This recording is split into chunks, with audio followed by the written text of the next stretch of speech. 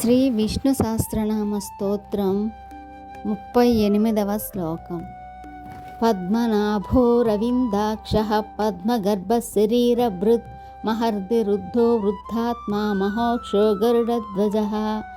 దీని అర్థం, పద్మము నాభియందు కలిగి బ్రహ్మదేవుని ఆవిర్భావమునకు తద్వారా సృష్టికి కారణమైనవాడు పద్మనాభః అని స్తుతించబడువాడు, జ్ఞానులను చూసినవాడు, వికసించు పద్మముల వంటి కన్నులు గలవాడు, హృదయ కమలముల మధ్యమున ధ్యానించదగిన వాడై భక్తులపై చల్లటి చూపులు ప్రసరించువాడు, ప్రాణుల శరీరములను పోషించుచు శరీరభృద్గాను మహావిభూతులను కలిగినవాడు, విశ్వమునకు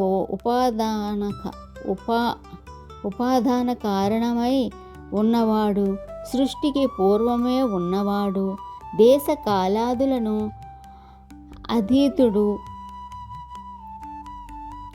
కనిపించడి వస్తు సముదాయమునే కాక గోచరించని ఆంతర్యములను కూడా వీక్షించగలవాడు, మహర్షి అని కీర్తించబడువాడు, వేద స్వరూపుడైన గరుత్మంతుడిని తన పతాకమునందు చిహ్నముగా కలవాడు భగవానుడు శ్రీ మహావిష్ణువు.